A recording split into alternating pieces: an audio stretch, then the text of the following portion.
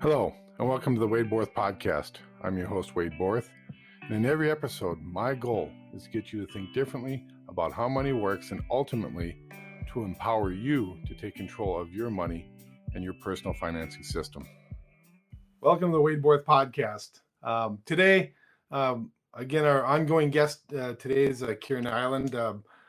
We've had such good response with Kira on the line with me today, so we want to bring her back and just do a little bit more of the interview style format where she's asking me questions and allowing me to expand on some of the ideas that are important to the listeners as she listens to my podcast, reads my material. The idea is that she's hearing the stories for the first time and hearing what we're saying for the first or second time. And so we thought it'd be a good idea that she could come and ask these questions that the clients and people that are listening to my podcast want to hear. So welcome, Kira, and thank you for your time. Yeah, thanks for having me again. So, one of the things we're going to talk about is IBC and why that's so important, but more importantly, why it's important for the people that listen and my clients and the people that work with me. And I know you've read some of my material, and are there things that I talk about in with IBC that really sticks out to you because you're hearing it maybe for the first or second time, or you're just being kind of introduced to this whole idea? Yeah, one of the things that you and I discuss a fair amount is the, I guess, ignorance, for lack of a better word, No. that I had surrounding IBC and the term whole life insurance. Right. I have a life insurance policy on myself, but it's a term policy because I have a 4-year-old, and in the event something happens to me, a way to provide childcare or, just those little expenses here and there that my income helps contribute to the household. So, eye opener to me when I meet you and I start working for you and I learn about IBC. And one of the blog posts that resonated with me, and I think a lot of people, again, have a misconception about what whole life policies can do for them, is how do I know that this is right for me? And I've heard you talk about that the short answer is it's right for everybody. But there are 3 things that people have to do to make that happen. So I'm going to let you describe what those 3 things are and a little bit of detail how they correlate to IBC. Yeah, that's a great point. I think just a point of clarification too is that the idea of infinite banking is a concept in itself. And the tool we use within that concept is just happens to be a properly structured whole life insurance policy, because that's the key in what we want to do is use the proper concept and then use the right tool within that concept. And so I think there's a lot of misconception about IBC that it has, it's the thing about around a whole life. Well, again, that's just the tool that we use. And like any good carpenter, like any good tradesman, craftsman, we want to make sure we have the skills to use the tools properly. And I think that's where the concept and the product kind of come together as marriage. I mean, it's a lot of times it's not about the death benefit, although that's a very important part of it, and it is very much a part of it, is there's this death benefit that goes with it. It's just the idea of how we use money and the thought process about how we use money. So those 3 things that we talk about, that, when I get the question, well, is this for everybody? Well, I think everybody could use it, but not everybody will do it, because it takes 3 things really to make it happen, right?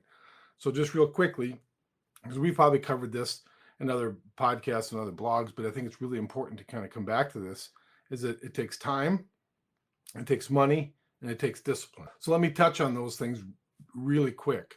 The time element. This is a process that we have to engage ourselves in and our finances in for the rest of our lives. And hopefully, if we're doing it correctly, we're engaging that next generation lives, because that's part of my founding principles, right? I want to engage people that want to make a difference into that next generation, either through education or legacy planning or whatever it might be. We want to make the difference. And if everybody would understand that and get away from needing a solution, I heard this said one time, is that everybody wants a long-term solution done over a weekend. So we have an idea that this should be very short. Well, in all reality, our life, we're on this earth for a certain amount of time. Let's maximize that. And then when we graduate from this world, let's make sure that next generation is picking up where we're leaving off. And so we're giving them that great gift of knowledge and dollars and how to use these things. And so that's the time element. because it's not something that's going to, it's not a get rich quick scheme by any stretch of the imagination. It's quite the opposite. It's get rich over a long period of time because we're changing our habits. So it takes time. It takes money. It's like any other business. If we think about what we're doing, we're starting a family financing business, and so it takes capitalization. It takes money. It takes time to get it going and money to get it going. And then when you get it going, make sure we're capitalizing that business as fully as possible. And so what all that means is just you're putting as much money and effort into this idea of taking control of the family financing system as you do with any other business that you might start. And so those can all be done through calculators, and we can talk about those. Those make sense. And I can teach people most of those two things. The one thing I can't teach people, I can show them why it's important, but this has got to come from them internally, is discipline. And we have to understand that what we're doing, we're saying when we use our money, we have to change our mindset from this consumer mindset, because that's how we've been conditioned to believe, is we have this consumer mindset. And we are taking these people out of a consumer mindset, our clients and our agents and people I talk to, we're taking it out of a consumer mindset and putting them into a business mindset. And the biggest difference there is it's not about consumption. It's about how do I use an asset, time and money, to generate more time and money at an even greater rate. That's the whole idea behind a business, right? I started a business so I have more time for myself and my family, and I have more money to give myself more time, because time is the limited commodity we have on this earth. And so if we can generate more money by applying good business practices to what we do, and by treating our money as one of the most valuable assets we're ever going to have. So think about how we earn money. Most people earn money by trading time for money. So you've traded this limited asset you have for money, and then we take this money and we disrespect it like crazy. We spend it, and not that there's anything wrong with spending it, but we don't understand how valuable it is. We don't apply these banking principles. People of wealth have an understanding of, I have a certain amount of money, and when I put it to work, I want to make sure I get a certain return out of it. And that means if I'm buying a car, if I'm buying a house, buying real estate, whatever it is, it has to make sure that it goes to work, it's working properly, and it has a proper return coming back. And that's the discipline that most people don't quite get and understand. And if they read Nelson Nash's book, Becoming Your Own Banker, they'll start to get that idea of, okay, I see what he's trying to tell us, is that when we use our money, when we put it to work, however it might be, that we owe it to ourselves. I have a couple of sayings that I love to use, and one of them is, we have to love ourselves and our family more than we love Wells Fargo. I wrote a whole blog about that. And what I mean by that, in just a real short notice, is that when we use Wells Fargo's money, we treat it a whole lot better, just in general population, right? They treat it a whole lot better than when they use their own money. And that should be flipped around, right? Don't you think? We should be treating our own money in our own business way better than we treat Wells Fargo. And all we're doing in this concept is taking those three things, that time, money, and discipline, and applying to the banking function in your life. So yeah, is it for everybody? Absolutely. But not everyone's going to want to do it, because not everybody's going to want to educate themselves. Not everyone's going to take the time to understand this, because this is your business and you have to understand what you're doing. And then they have to have the discipline to apply those principles each and every day. And then once they apply it, a handful of times, what's funny is that then it just becomes routine, right? So it is those three key factors put together that makes us very successful. And it gets us out of that consumer mindset and into this business mindset, now that we have, in essence, a passive cash flow business by taking control of our money. And that's a whole nother story we can talk about. It is really a passive cash flow business if we start thinking about it. If we can lend money to other people, or if we can use it to buy whatever we're going to buy, if it's real estate or all these other assets. And we'll talk about that here in a little bit. But just the idea of that, we want to make sure we apply those three principles, the banking principles, and then treat our money better than we treat somebody else's money. Well, and one of the things for me that really kind of made the whole concept click was finding what's relatable about IBC. And it again, I was reading the book, and it was just kind of, you're reading examples and you kind of go, oh, well, now I get it. Now I see how this works. So what I want you to talk about now is, let's talk about 3 different examples that will make it relatable for people listening to say, okay, I now see that yes, this is right for me, in addition to the time, money, and discipline aspect of it. Sure. Well, there's a lot of different stories we can tell. A couple come to mind. Probably the very first one that I can think about, as we think about the whole IBC concept. I was introduced to this probably in early 2006, or probably mid 2006 is when I was first introduced to this whole idea. And I was like, yeah, it makes some sense. And I read the book, and I actually met Nelson Nash, went down and visited with him for a little bit, and I wasn't fully into it. And one thing that he kept saying is that he says it's not about anything besides control. Who's in control of the banking function in your life? And that question stuck in my mind. I'm like, and we all think, well, I'm in control, right? I control my destiny. But we abdicated that control. We gave that control away to somebody else. And so, just a good example of this back in, so that was in, '07, in somewhere in that neck of the woods. So in early 2008, we decided we wanted to do an addition on our house. And we thought, well, this would be a great opportunity to do an addition on the house. And we had a home equity line of credit, like 99% of all the Americans out there. We had a home equity line of credit. We're going to use that to build this addition on the house. And I had a contractor come over, and he says, hey, we'll come over. We'll dig footings, because in North Dakota it freezes. So you got to have footings that are, 4 feet deep and stuff like that. He says, we're going to come over next Wednesday, and we're going to dig these footings and, for this addition. And I said, hey, that's great.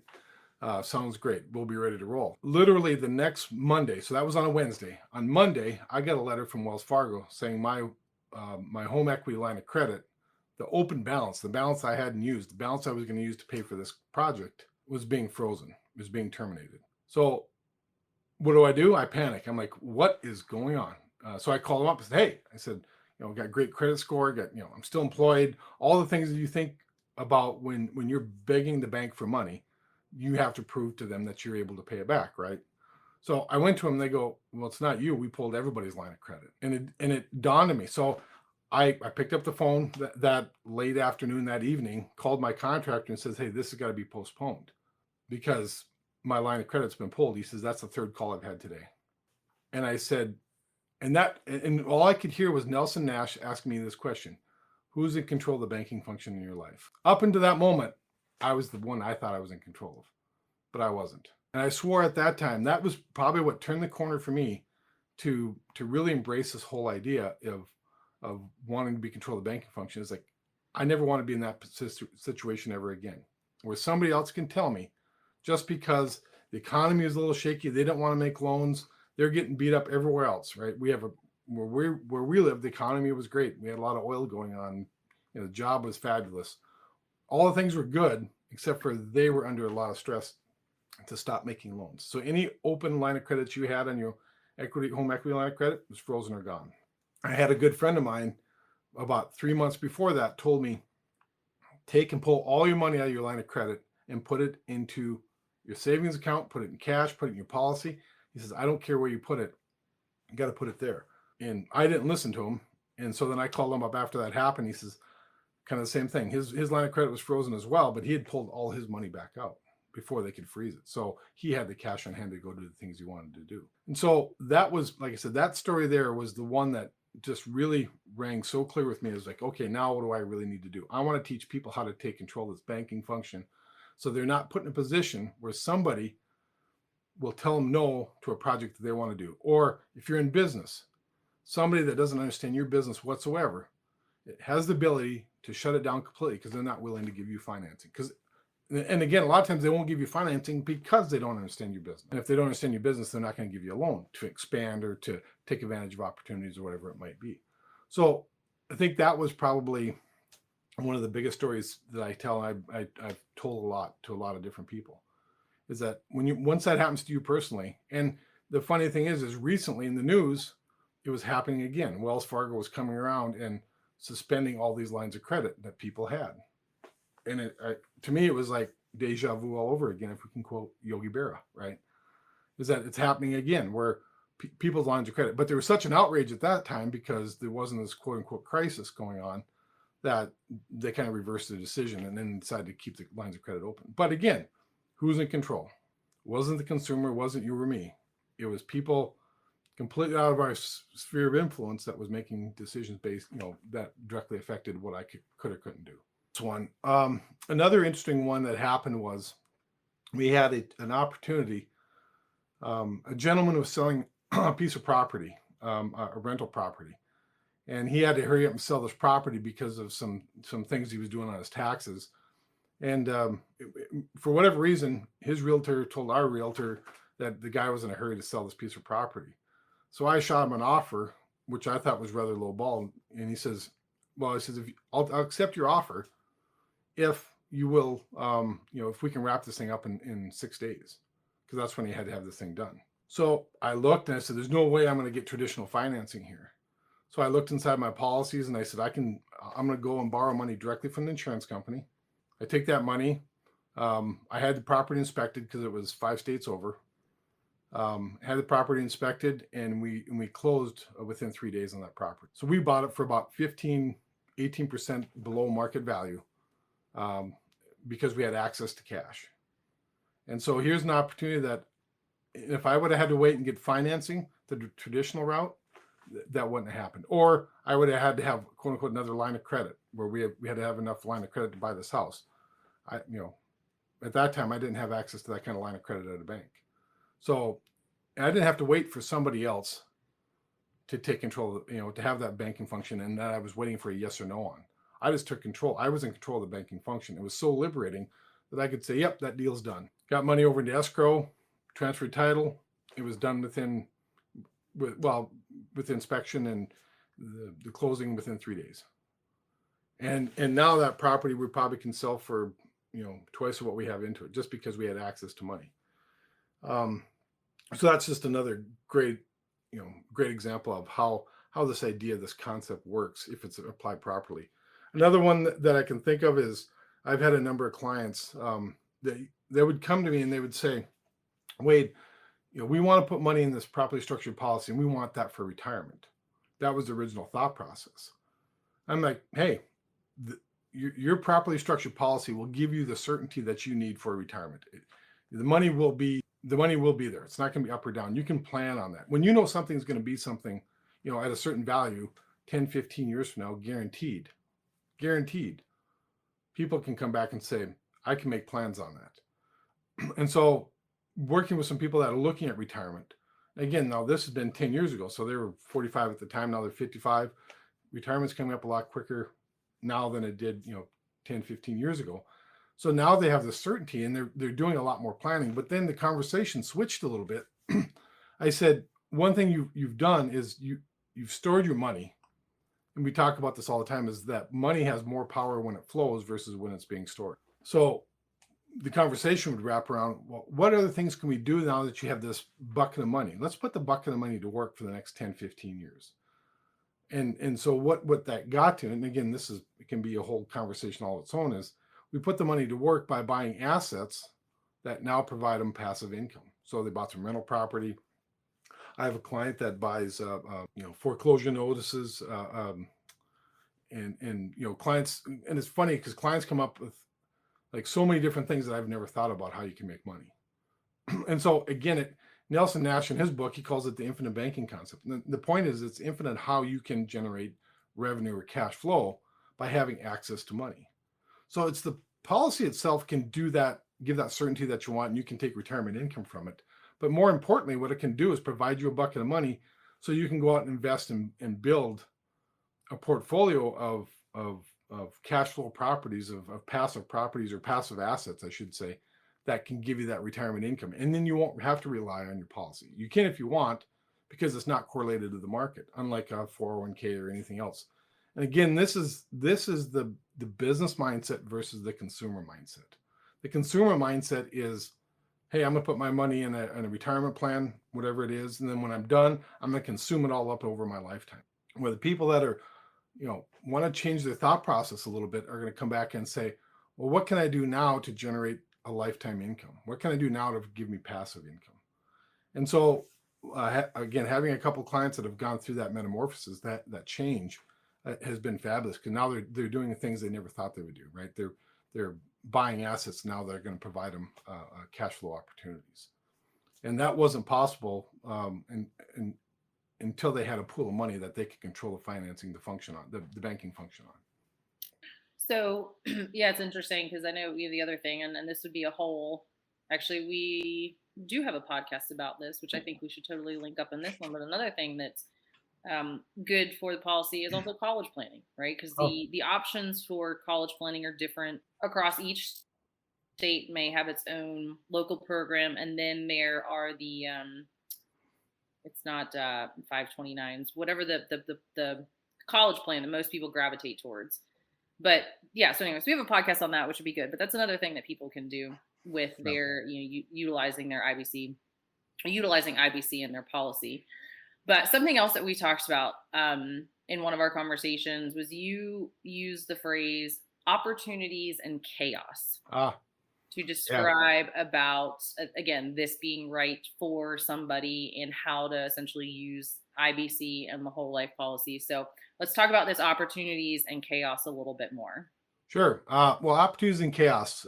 Sometimes it's hard to tell the difference because typically one leads into the other. And what I mean by that is um, when the world is in chaos, a lot of opportunities will present themselves, and not even present themselves. They'll actually seek you out, right? If you have access to money, well, everybody else doesn't. All capital is tied up, or the world is on fire, and you're the only one with a bucket of water. People will search you out because you have a solution to their problem. A great example of that would be, and again, we're not taking advantage of people's misfortune, although it may seem like that. You're taking advantage of an opportunity that I'll use 2008 for example. I had a client. It's a great story. I wish I'd have been in position to take my own advice at that time. Um, Although I wasn't looking for what he was looking for, but anyhow, he was looking to buy a place down in Arizona, in Phoenix, and this was back in 2007. And it was crazy in 2007, right? I mean, my dog could probably get a loan to buy a house back in 2007. It was just absolutely crazy. But he was like, I should buy this house, and he's like, he's a little hesitant because he's very conservative. And then into 2008, and then the market starts to really deteriorate, right? The housing market starts to crash, and along with the housing market starts to crash again. This is the same time that when I was doing the addition of my house, right? So what were all the lenders doing? They're pulling back. They're not lending money back out to take advantage of opportunities. Um, he goes, hey, that house I was looking for that was $600,000 is now down to $250,000.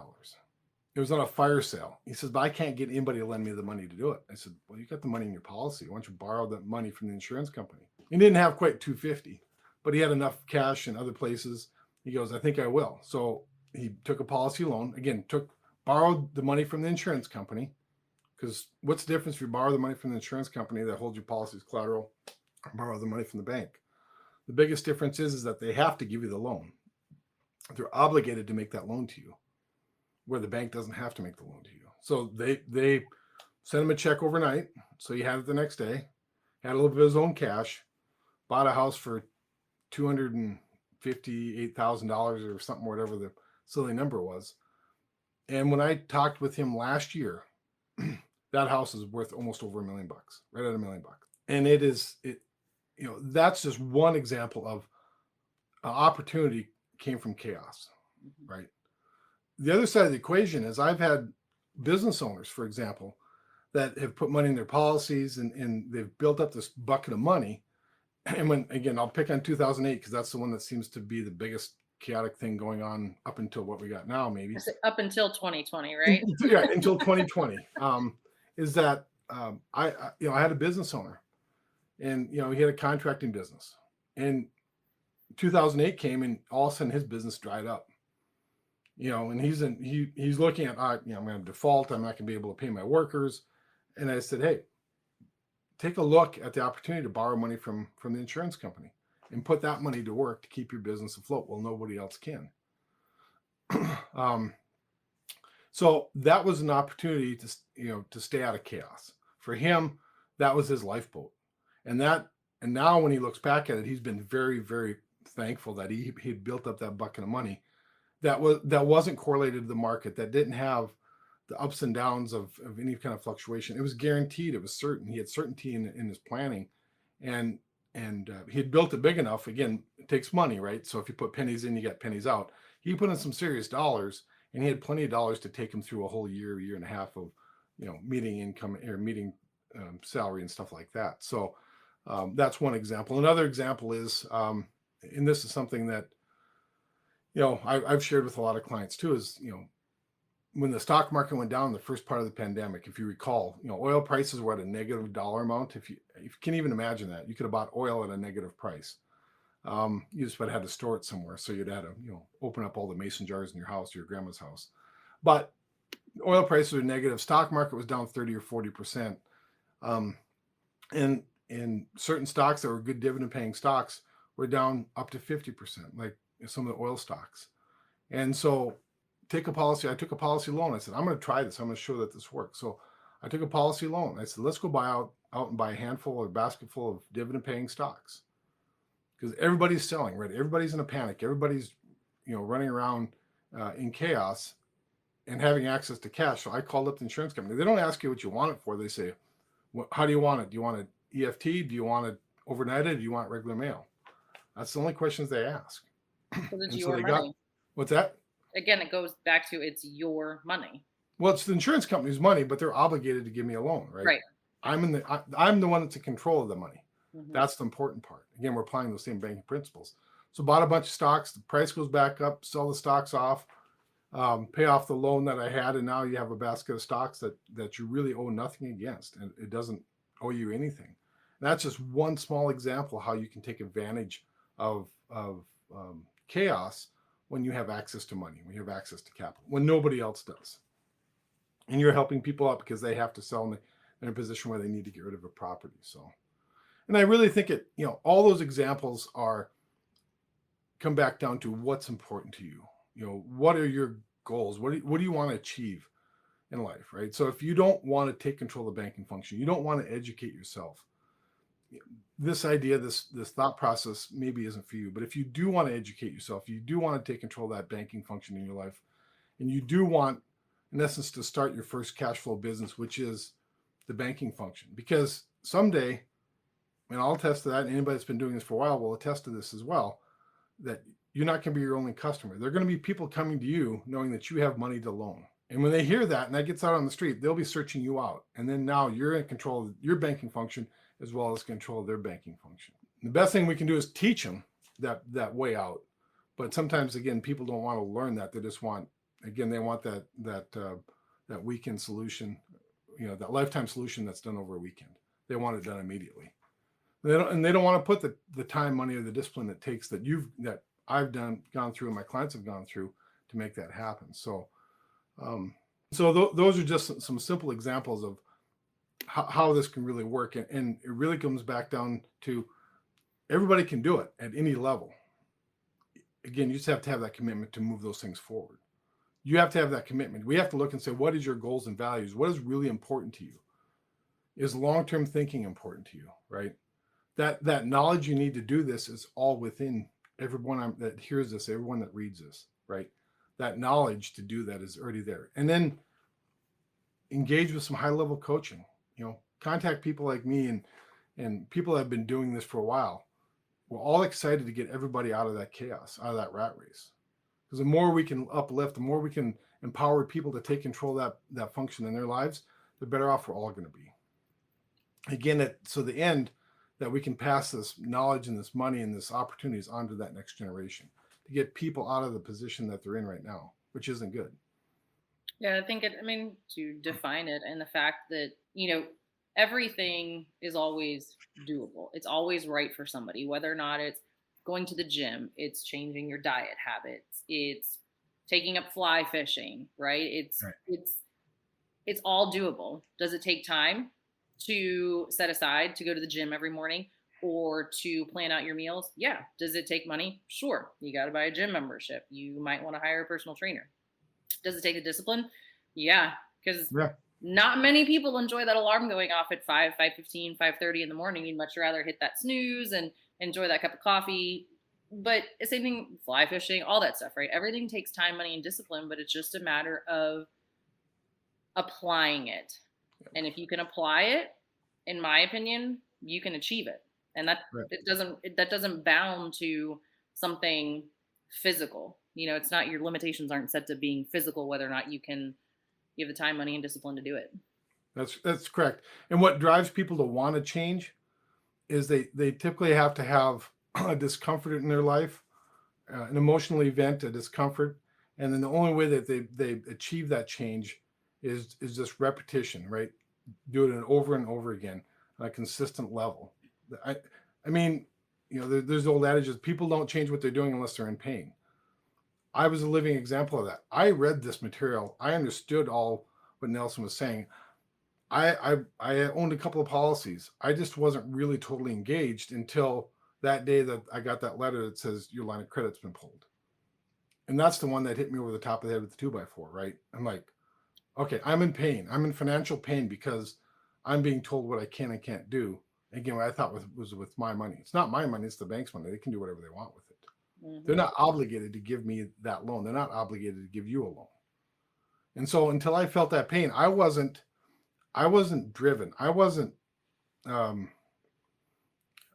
probably driven to teach people and to understand this as well as I've done for myself. I mean, that was one of the things that just made me get up and read this book and read all the different material around it, engage in conversations with clients and other colleagues and other agents about how we can use this and how we can get people out of the bondage of owing money to institutions that could really care less about who we are. And so once I really understood that what that pain was and wanted to address it and fix it, then that was what my mission was. And so I understood that completely. So again, it goes back to people aren't going to change unless they're in that position of being uncomfortable or in pain or whatever you want to call it. And then the way you do it is engaging, high level coaching to move yourself along that way. It's just like a personal trainer, right? You don't reach the ability to do a triathlon by not engaging a personal trainer. And that's kind of where I see, what I do and what those agents that I teach are doing as well, right? So we want to make sure that what we're training, what we're teaching on will get you to be able to run that triathlon in the banking world. Or you're like me and you do a half Ironman without a coach and realize that you probably should have hired. Should have had a coach. You still cross the finish line, right? I guess the fact that I am physically active on a regular basis helped, but yeah, right. Yeah. But to be an elite level, if you wanted to do that at the very highest level, there's no way you would do it without a coach. Probably you wouldn't want to go back and do it again without a coach. Yeah, absolutely. So, because there are people that want to and think they can do it on their own, and I'm here to tell you that you can either make your own mistakes or you can learn from my mistakes. And that's the way it is in a lot of things in life, right? When we engage somebody that at a high level of coaching, more than likely, hopefully, they've made a lot of mistakes. If they haven't made mistakes, they're not going to see the pitfalls. They're not going to see them. They're not going to see where the traps are at. And so, if you're engaging somebody that's, as a coach or elite level coaching, ask them, how many mistakes have you made? I made a lot, and that was all through trial and error. And I'm more than excited to share those things with you because I don't want to see you make those same mistakes. I'd rather coach you around them. You're still going to go out and make your own, but let's make it fewer than rather than more. Well, hopefully people will now, in the series of podcasts that we've done recently, in succession, getting them prepared, they'll realize that, anybody can do it. You just got to apply. Anybody can do it from any level. You don't have to be a certain level before you start. It's just, getting started, right? The hardest thing to do. When I spoke down at the IBC think tank in 2019, that was the topic of conversation is what's the perfect IBC policy look like? I said, it's simple. It's the very first one. And then it's the next one you're going to do because it's getting started and applying the principles that Nelson teaches in this book, right? It's the idea of how we treat our money. That's the important part. And then what tools we use, we want to make sure you're using the right tool, become a craftsman in what you're doing, and then use the right tools alongside of it. Thank you, Kira. Appreciate your time. Yeah, thanks for having me again. Always a good time. If you're enjoying this podcast or know anyone else that might be interested, please be sure to hit the subscribe button and please leave a review. This will help this podcast reach and help more people by ranking higher and searches, and ultimately help more people get out of financial bondage. And don't be afraid to share this podcast with your friends and family, as we can be easily found on Apple Podcasts and Spotify.